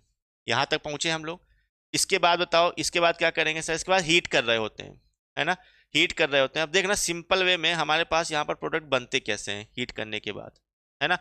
होता क्या है सर एक्चुअल में, थोड़ा सा यहाँ पर ऐसे देख लेते हैं ताकि समझ में, ये R वाला पार्ट है और ये निगेटिव चार्ज है इस तरीके से। होता क्या है सर यहाँ पर एक्चुअल में, ये जो है जो बॉन्ड है R वाला, यहाँ पर लेते हैं इस तरीके से, है ना, ये बॉन्ड के इलेक्ट्रॉन जो हमारे पास हैं एक्चुअल में इस वाले बॉन्ड के, ये दोनों इलेक्ट्रॉन को सर R वाला पार्ट लेके बाहर निकल जाता है, और ये इलेक्ट्रॉन फर्दर यहाँ पर आ जाता है। जैसे ही आया R वाला पार्ट बाहर लेके निकला तो R पर आ गया सर हमारे पास निगेटिव चार्ज। अब इंपॉर्टेंट है ये वाली रिएक्शन, R पर निगेटिव चार्ज आ रहा है, ये कितने को दिखाई दे रहा है, R पर निगेटिव चार्ज आना क्या कहलाता है सर, क्या बन गया हमारे पास ये कार्बन आयन। यही कार्बन आयन एक्चुअल में इस रिएक्शन का क्या होता है सर, इंटरमीडिएट है। इस रिएक्शन में जो इंटरमीडिएट बनता है वो कौन सा बनता है, कार्बन आयन बन रहा है R माइनस। अब ये कार्बन आयन तो बन गया, प्लस इसके अलावा बाकी पार्ट अगर आप देखो क्या बचा हुआ है सर हमारे को, बाकी पार्ट अगर आप चेक करो इसमें हमारे पास क्या बचा हुआ है यहाँ पर सर, एवरीवन देखना, ये C ऐसे समझो, Na ये लिया हुआ है, ये O लगा हुआ है, इसके साथ C है, ये OH लगा हुआ है, और ये डबल बॉन्ड N है ना। इसका अगर आप नाम पढ़ोगे तो क्या बोलोगे सर इसको, दिस इज सोडियम बाइकार्बोनेट भैया, NaHCO3, ये क्या है NaHCO3 है एक्चुअल में, ये हमारे पास क्या है सर NaHCO3। अब इंटरेस्टिंग है सर, फिर से इस रिएक्शन में इंटरेस्टिंग पार्ट कैसे है आओ दिखाते हैं आपको। अब ये जो एसिड वाला पार्ट है एक्चुअल में ये H वाला पार्ट है ना, तो ये R और जो निगेटिव है सर इस H वाले पार्ट को यहाँ से रिमूव करती है, ये बॉन्ड सर यहाँ पर ऐसे दिखाते हैं, ये वाला पार्ट सर यहाँ से हाइड्रोजन को लेके जाएगा, ये वाले बॉन्ड इलेक्ट्रॉन यहाँ फॉर्मेशन कर देंगे सर हमारे को, है ना। ये अगर नहीं भी करते हैं इस तरीके से अगर हम लोग देखें तो अब ये एसिडिक हाइड्रोजन R के साथ चला गया, तो R के साथ मिल गया H, हमारा प्रोडक्ट मिल गया, ये मिल गया हमको प्रोडक्ट एल्केन, तो हमको एल्केन ऑब्टेन करनी थी, वो ऑब्टेन हो चुकी है। लेकिन प्लस यहाँ वाला पार्ट अगर देखोगे तो ये अभी हमको अगर देखो Na, ध्यान से देखो CO3 माइनस है वो, ये इलेक्ट्रॉन ऑक्सीजन पे गए हुए हैं, तो ये NaCO3 माइनस फॉर्म में है। आप सोचोगे तो माइनस से अब कन्वर्ट कैसे करेंगे, कोई दिक्कत नहीं। देखो Na प्लस अभी हमारे पास मौजूद है सॉल्यूशन में, और Na प्लस मौजूद है, यही तो हम कह रहे थे कि फाइनली ये क्या मिल गया हमको, सोडियम कार्बोनेट, ये आ गया। यही तो हमने बनाया था, एल्केन बनाया था, और साइड प्रोडक्ट क्या बनाया था, सोडियम कार्बोनेट बनाया हुआ था। क्लियर है यहाँ पर, ये है हमारे को एसिडिक हाइड्रोजन, तो ये बन गया हमारे पास मैकेनिज्म का हिस्सा। और फाइनली हमने कौन सा प्रोडक्ट बना लिया यहाँ पर सर, एल्केन का फॉर्मेशन हमने कर लिया है। ठीक है, तो अब यहाँ पॉइंट लिखते हैं sir, intermediate carbon ion is formed in decarboxylation reaction. यहाँ एक पॉइंट डाला हमने, intermediate carbon ion is formed in decarboxylation reaction। Decarboxylation reaction में कार्बन आयन हमारे पास इंटरमीडिएट बना हुआ है, इसीलिए अब ये जो पॉइंट लिख रहे हैं ये इंपॉर्टेंट है, reactivity towards decarboxylation. Reactivity towards decarboxylation is directly proportional to stability of carbon ion। तो जिस कार्बन आयन, जिस इंटरमीडिएट की स्टेबिलिटी जितनी ज़्यादा होती है सर, उसी एसिड के लिए जो रिएक्टिविटी आएगी हमारे पास उतनी क्या हो जाती है सर, ज़्यादा हो जाती है। भैया हाँ ना तो करो नोट कर रहे हो, देख रहे हो, समझ रहे हो, हाँ ना तो करते रहा करो। हमको भी तो थोड़ा बहुत मोटिवेट कर दिया करो हाँ ना करके, हमको लगता है पता नहीं क्या कर रहे हो, ना कुछ बोल रहे हो ना कुछ कर रहे हो। हाँ ना तो कम से कम कर दिया करो।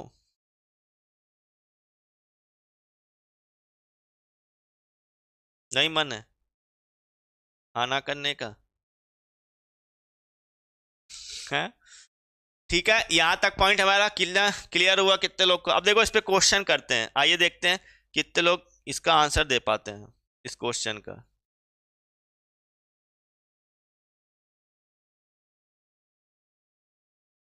ठीक है, चलो एक क्वेश्चन लेते हैं। अब बताओ आप इस क्वेश्चन का आंसर हमारे को क्या होगा, पूछा गया क्वेश्चन है एग्जाम का ही। ठीक है, arrange the following in correct order of reactivity.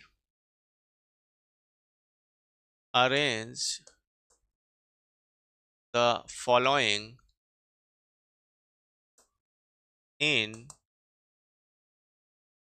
Correct order of reactivity. Arrange the following in correct order of reactivity. जी सर, ठीक है। Correct order of reactivity towards decarboxylation with soda lime, towards decarboxylation with soda lime. ठीक है, ये हमको arrange करना है। चलिए रिएक्शन हम यहाँ पर लिख देते हैं आपको। पहला है हमारे पास CH3 CH2 COOH, दूसरा है सर CH3 CH3 HCOOH, और तीसरा है हमारे पास CH3 CH3 एंड COOH। ये हो गया, ये है। चलो बताओ क्या करोगे, सिंपल सा वर्क है सर। सबसे पहला काम यहाँ पर हमको जो काम करना है वो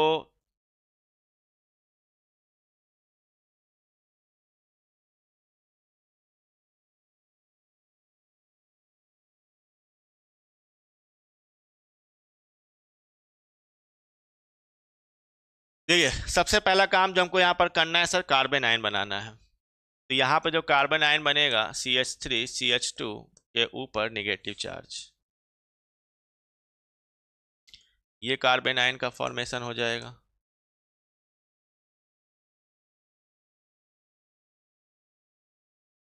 इस तरीके से, ठीक है। वही चीज़ यहाँ पर भी अगर फॉर्मेशन करें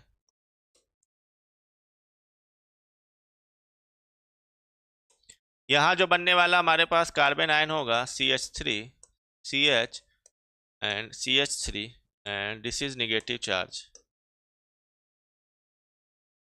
यहाँ जो बनने वाला हमारे पास कार्बन आयन होगा CH3 C CH3 and CH3 and this is negative charge. ये अब बताओ यहाँ पर सर हमको सबसे पहले स्टेबिलिटी अगर चेक करें तो सर स्टेबिलिटी अगर देखेंगे ये प्लस आई ग्रुप है, यहाँ पर देखेंगे दो दो प्लस आई ग्रुप है, और यहाँ पर देखेंगे तीन तीन प्लस आई ग्रुप है। और प्लस आई ग्रुप इलेक्ट्रॉन डेंसिटी बढ़ाता है, एक तो उसके पास ऑलरेडी नेगेटिव चार्ज है, ज़्यादा इलेक्ट्रॉन है, ऊपर से हम और ऐसे ग्रुप लगा दिए जो उसकी इलेक्ट्रॉन डेंसिटी बढ़ा रहे हैं, उसको डिस्टर्ब कर रहे हैं, यानी स्टेबिलिटी क्या हो रही है सर, घट रही है। तो इन तीनों के कंपेयर में ये क्या होगा सर, मोर स्टेबल होगा, और ये वाला जो होगा सर ये क्या होगा, लेस स्टेबल होगा, है ना। और स्टेबिलिटी ऑफ कार्बन आयन के डायरेक्टली होता है, मींस अगर हम रिएक्टिविटी इन तीनों एसिड की निकालें टूवर्ड्स डीकार्बोक्सिलेशन तो 1 2 3 ऐसे डिक्रीजिंग ऑर्डर हमारे पास यहाँ पर आ जाएगा। ठीक है, जीवन जी कह रहे हैं पूरी करा दें हम पूरी नहीं होती भाई, इस तरीके से नहीं किया जाता है, कुछ चीज़ें हमको भी ध्यान में रखनी होती है ना। यहाँ तक क्लियर है। चलो अगर एग्जाम्पल हम लोग लेते हैं, देखते हैं इसका आंसर कितने लोग सही देते हो। CH3 CH2 COOH CH2 double bond CH COOH CH triple bond COOH। यहाँ इन तीनों में रिएक्टिविटी का ऑर्डर निकालना है। एवरीवन आ जाओ चेक करते हैं, यहाँ कैसे रिएक्टिविटी का ऑर्डर निकालोगे।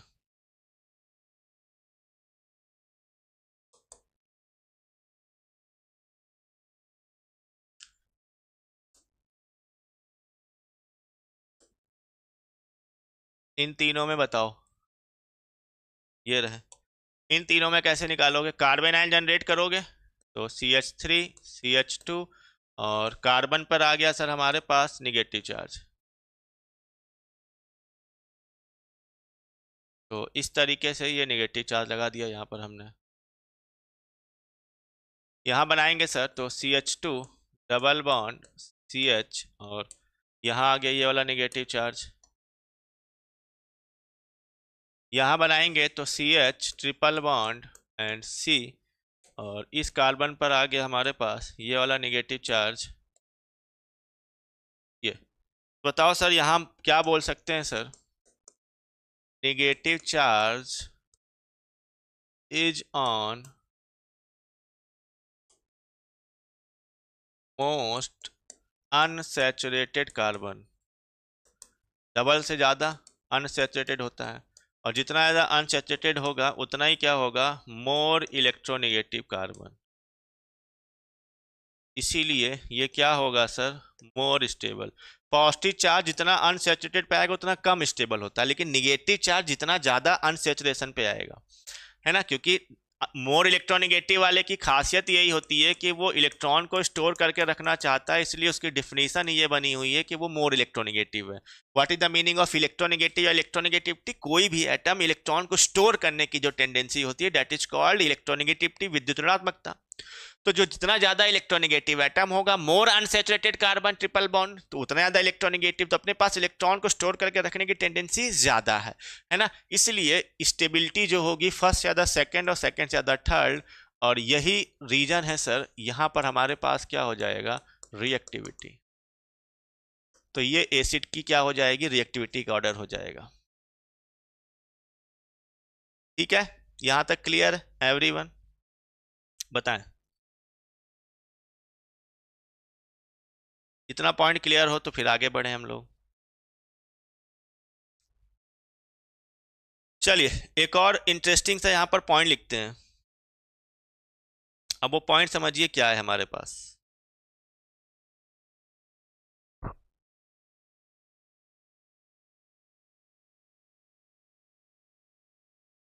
चलो समझ में आ गया। चलो नोट दयाल के यहाँ पर एक पॉइंट लिखते हैं सर, आप समझ रहा वो नोट क्या है और कितना इंपॉर्टेंट है आपके लिए। बीटा कीटो एसिड, अगर आपने नाम सुना होगा बीटा कीटो एसिड, तो एक्चुअल में हम बना भी देंगे अभी स्ट्रक्चर कैसा होता है। Beta keto acid is more reactive towards decarboxylation. Decarboxylation के लिए जो बीटा कीटो एसिड होता है सर, वो नॉर्मल एसिड के कंपेयर में क्या होता है सर, ज़्यादा रिएक्टिव होता है। कैसे, क्यों और किस वजह से, तो वो यहाँ समझ में आएगा। जैसे हमने एक उदाहरण के लिए ले लिया बीटा कीटो एसिड, है ना, CH3 CO CH2 and COOH, ये लिया। ठीक, अब बताओ क्यों होगा, उसकी वजह आपको यही समझ में आने वाली है। ये ले लिया हमने, और डीकार्बोक्सिलेशन कराने के लिए वही हमने क्या ले लिया सर, सोडा लाइम ले लिया। अब इंटरेस्टिंग यहाँ पर यह है कि सर यहाँ सोडा लाइम लेने के बाद हीट करने की जरूरत नहीं है। पीछे जितनी रिएक्शंस हम लोगों ने पढ़ी उन सब में सोडा लाइम, देखिए लेस रिएक्टिव तो नहीं कह सकते हो, लेकिन सोडा लाइम के साथ हीटिंग कंडीशन में टेम्परेचर भी देना पड़ता था डीकार्बोक्सिलेशन में। ध्यान से सुनो, जो एसिड का केस होता है, एसिड के केस में सोडा लाइम के साथ हम लोग हीटिंग कंडीशन भी देते थे, लेकिन बीटा कीटो एसिड में ये करने की जरूरत ही नहीं है, यहाँ हीट देने की जरूरत ही नहीं है। क्यों जरूरत नहीं है सर, क्योंकि जब यहाँ पर हम लोग बनाएंगे इस एग्जाम्पल के थ्रू, ध्यान से देखो, CH3CO और CO2 यहाँ से क्या हो गया सर, बाहर निकल गया। इस तरीके से जैसे ही CO2 बाहर निकला, जो हमारे पास CH2 है, यानी जो जनरेट होने वाला कार्बन आयन है, एक्चुअल में इसकी खासियत है, अगर आप देखो ये जो कार्बन आयन यहाँ पर जनरेट हो रहा है ना, तो कार्बन आयन जो जनरेट हो रहा है सर, एक्चुअल में दिस इज, ऐसे लिखा हमने, more stable due to resonance. ये बाकी एसिड के कंपेयर में क्या है सर, ज्यादा स्टेबल है। क्यों, क्योंकि जो कार्बन आयन कार्बन पे निगेटिव चार्ज है सर, वो ऑक्सीजन के साथ, कीटो वाले ग्रुप के साथ क्या कर रहा है, रेजोनेंस कर रहा है। कीटो वाले ग्रुप के साथ क्या कर जा रहा है सर, एक्चुअल में रेजोनेंस कर जा, हाँ रेजोनेंस कर जा रहा है, बढ़िया आंसर, ठीक है।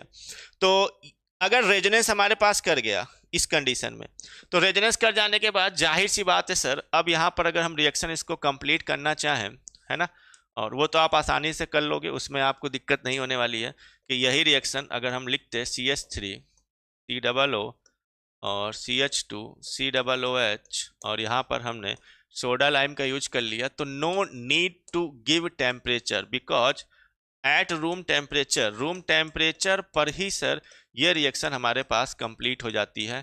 और इस तरीके से सर हमको इस रिएक्शन के थ्रू पहला जो प्रोडक्ट हमने मिला, यहाँ पर एसीटोन मिल गया। क्या मिल गया, एक कीटोन, यानी कि एसीटोन ऑब्टेन हो गया। ठीक है, तो ये पॉइंट आप इंपॉर्टेंट याद रखिएगा, बीटा कीटो एसिड के रेस्पेक्ट में जो हमने यहाँ पर पॉइंट आपको लिखा हुआ है। इतना पॉइंट क्लियर है, बताओ भाई।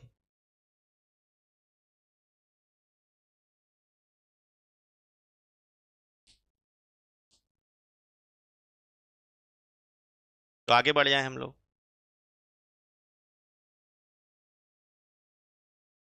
यहाँ पर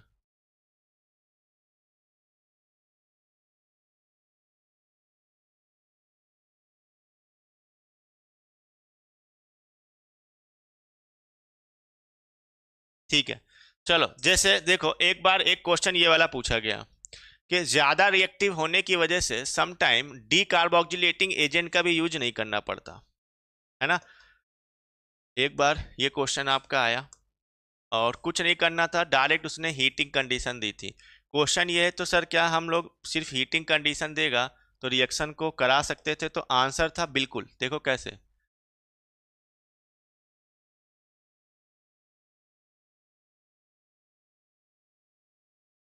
इस तरीके से C+O और यहाँ लगा दिया हमको सर COOH, ये दिया हुआ था। अब यहाँ पर क्या किया गया, इस रिएक्शन में सर डायरेक्ट उसने हीटिंग कंडीशन दे दी। ये तो नॉर्मल अगर हीटिंग कंडीशन भी सर दे देता है तो आप आसानी से रिएक्शन करा सकते हो। COOH वाला कार्बन हमारे पास कौन सा हो गया सर, अल्फा, ये beta, it means this is beta keto acid. और बीटा कीटो एसिड अगर हमारे पास है तो आसानी से सर यहाँ पर हीट करेंगे, और हीट करने के बाद no need to give carboxylating agent, easily sir यहाँ पर इस तरीके से हम लोग CO2 को रिमूव कर देंगे हीट करने के बाद, और यहाँ पर हमको साइक्लोहेक्सिनोन ऑब्टेन हो जाता है। ये एक बार पूछा गया क्वेश्चन है आपका PYQ का, तो ये आपको याद रखना है बीटा कीटो एसिड के रेस्पेक्ट में जो हमने समझाया। हाँ, कार्बन आयन स्टेबल होना चाहिए।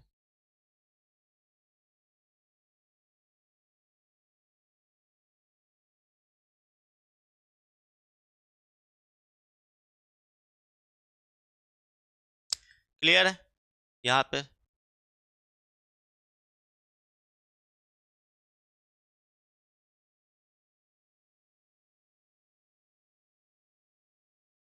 चलिए आगे आते हैं सर हम लोग, और अब एक और हेडिंग डालते हैं और पढ़ते हैं effect of heat on di carboxylic acid. Di carboxylic acid पर सर हीट का क्या इफेक्ट पड़ता है अगर हम हीट कर देते हैं? Effect of heat on di carboxylic acid, ठीक है। चलो आप देखते हैं सर, इसमें क्या है कि 3 पॉइंट में हम लोग ये कंप्लीट करेंगे। वो पॉइंट क्या है वो समझना। डाई कार्बोक्सिलिक एसिड का मतलब हुआ कि 2 COOH ग्रुप हमने यहाँ पर लिए हुए। अगर किसी भी di carboxylic acid 2 COOH group के बीच में एक कार्बन है या कार्बन है ही नहीं है, एक कार्बन है या कार्बन है ही नहीं है, उस केस में हीट करने पर वहां से क्या निकलता है सर? CO2। नोट करते हैं, इफ 0 और 1 कार्बन, ध्यान से सुनना और एग्जाम्पल हम करा देंगे। इफ 0 और 1 कार्बन है ना between COOH group is present in between 2 acid group यानी 2 COOH group, then on heating, उस केस में इसको हीट करने पर सर हमको क्या ऑब्टेन होता है? It gives CO2। क्या प्रोवाइड करता है सर? हमको कार्बन डाइऑक्साइड प्रोवाइड कर देता है। ठीक, जैसे 2 एसिड ग्रुप के बीच में, जैसे एक एसिड ग्रुप ये ले लिया COOH और एक एसिड ग्रुप ये ले लिया। अब इन दोनों ग्रुप के बीच में अगर आप देखोगे सर कोई भी कार्बन नहीं है, यही तो हम कह रहे थे, ओनली हीट कर दो। ओनली क्या करना है? हीट कर देना है सर। ठीक, तो हमने क्या बोला, यहां से क्या रिमूव करना है सर? CO2। बताओ यहां से अगर एक CO2 हमने यहां पर रिमूव कर दिया, CO2 रिमूव कर दिया, तो एक CO2 रिमूव हो जाएगा, तो यहां पर हमको क्या मिल जाएगा सर? HCOOH यानी कि फॉर्मिक एसिड। तो यहां आंसर क्या लगाओगे तुम लोग? फॉर्मिक एसिड लगाते हैं। क्या लगाते हैं सर हम लोग यहाँ पर? फॉर्मिक एसिड लगाते हैं। ये रहा हमारे पास। इसका नाम आई थिंक सबको पता होगा, क्या बोलते हैं सर? Oxalic acid. ये क्या कहलाता है हमारे पास? ऑक्जेलिक एसिड कहलाता है। ठीक है, या एक कार्बन होता अगर, तो इस तरीके से या तो एक कार्बन ले लो, CH2 COOH एंड COOH, जैसे ये ले लिया। आई डोंट नो आपको ये दिखाई दे रहा है कि नहीं दिखाई दे रहा नीचे तक, तो थोड़ा सा ऊपर लिख देते हैं ये। और इसको सर हमने क्या कर दिया? यहाँ पर हीट कर दिया, हीट कर दिया इस तरीके से। बताओ यहाँ से क्या करना है सर? CO2 को रिमूव कर देना है।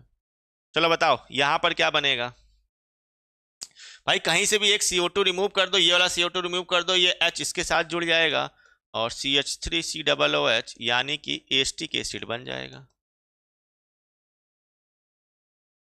इस तरीके से हमारे पास क्या बन जाएगा सर? एस्टिक एसिड का फॉर्मेशन हो जाएगा।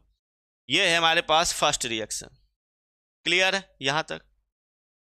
चलिए पहले पॉइंट के बाद दूसरा पॉइंट आते हैं यहाँ पर डाई कार्बोक्सिलिक एसिड के लिए रेस्पेक्ट में। ये अब क्या है कि इफ 2 और 3 कार्बन, इफ 2 और 3 carbon is present in between 2 COOH group, then on heating it gives water। उस केस में हीट करने पर ये क्या देता है सर? वाटर देता है। इस बार CO2 नहीं रिलीज होगा, इस बार हमारे पास क्या निकलता है सर, H2O, यानी वाटर रिलीज हो रहा होता है। ठीक है, देखो जैसे एग्जाम्पल ले लिया हमने यहाँ पर CH2 COOH इस तरीके से, एंड CH2 और COOH ये। तो अगर यहाँ आप देखना चाहो तो इस तरीके से सर वाटर को हम लोग यहाँ से रिमूव करते हैं।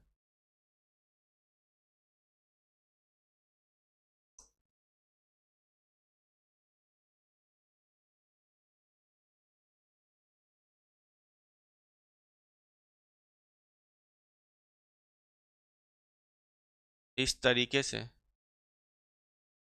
ये वाटर रिमूव हो जाएगा हीट करने पर। ये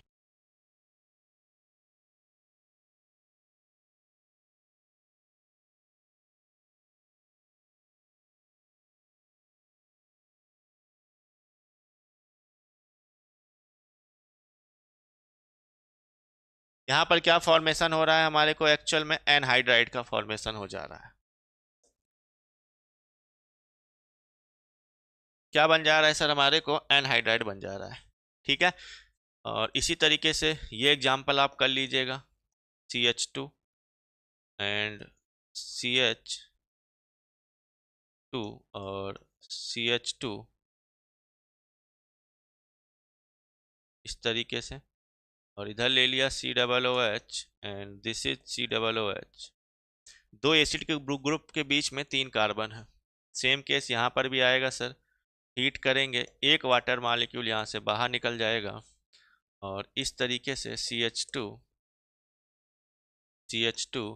C double bond O and CH2। IUPAC में इसका नेमिंग करना भी हमने सिखाया है, जिसने IUPAC पढ़ ली होगी हमसे वो कर लेगा। ये बन गया हमारे पास एनहाइड्राइड। क्लियर है यहाँ तक, एनहाइड्राइड का फॉर्मेशन हमने यहाँ पर कर दिया। चलिए लास्ट पॉइंट है, अगर मान लीजिए इससे ज्यादा हो, है ना, 3 से भी ज्यादा हो, 4 या 5 हो या उससे भी ज्यादा हो, उस केस में क्या करेंगे हम लोग। थर्ड पॉइंट है ना, इफ 4 और 5 carbon is present in between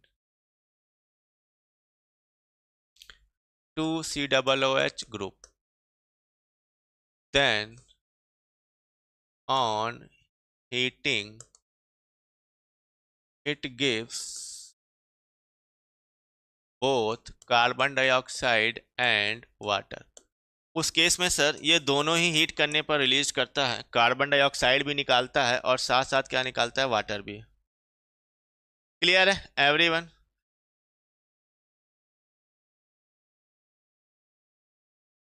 पता है यहाँ तक इस वाले पॉइंट में?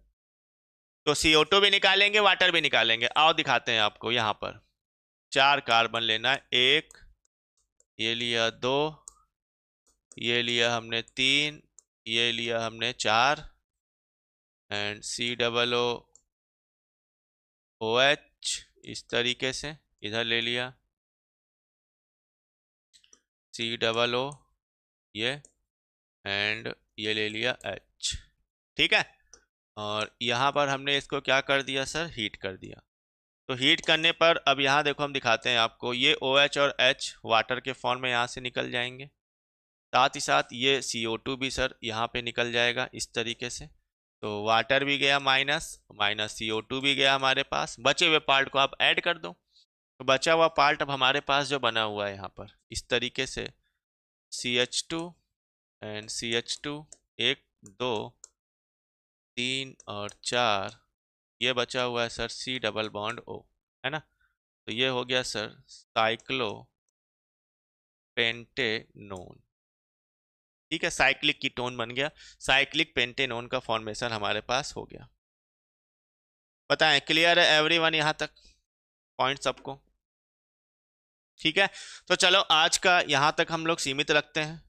हमने 2 बड़ी इंपॉर्टेंट रिएक्शंस आज पढ़ी जो आपके लिए काफ़ी हेल्पफुल होंगी आपके एग्जाम्स के लिए। बाकी इंफॉर्मेशन जो भी स्टूडेंट्स बीपीएससी टीआरई 4.0 साइंस के लिए तैयारी कर रहा है या बीपीएससी टीआरई 4.0 केमिस्ट्री के लिए तैयारी कर रहा है, उसके लिए आपका न्यू बैच अवेलेबल है, उसको आप ज्वाइन कर सकते हैं। या जो भी स्टूडेंट यूपी टीजीटी साइंस की तैयारी कर रहा है 2022 या आने वाले जो भी नेक्स्ट एग्ज़ाम होगा, तो उनके लिए भी आपका बैच यहाँ बना हुआ है, ब्रह्मास्त्र विजेता बैच, रिवीजन बैच आपका ये बना हुआ है। इन दोनों के लिए आपका रिवीजन बैच चल रहा है, ब्रह्मास्त्र विजेता बैच, वहाँ पर आप ज्वाइन कर सकते हो ब्रह्मास्त्र विजेता बैच को। या यूपी LTGIC जल्द ही आपको ये वैकेंसी देखने को मिलेगी, इसका भी जल्दी हम लोग स्टार्ट करेंगे new batch. Uttarakhand UK GIC lecturer के लिए एंड RPSC ग्रेड फर्स्ट की जो तैयारी कर रहा है केमिस्ट्री का, तो उन सब के लिए बैच हमारे पास अवेलेबल है केमिस्ट्री या साइंस का, आप ज्वाइन कर सकते हो। संस्था के नंबर 96 28 95 92 और 37 पर कॉल या व्हाट्सअप करके इन्फॉर्मेशन ले सकते हैं। फीस की जानकारी, बैच क्लासेस हमेशा शाम को चलती है, ठीक है, 6 से 9 के बीच में चलती हैं। चलिए फिर आज की क्लास यहाँ तक हम लोग रखते हैं, बाकी नेक्स्ट क्लास में हम लोग आगे पढ़ेंगे। Thank you so much.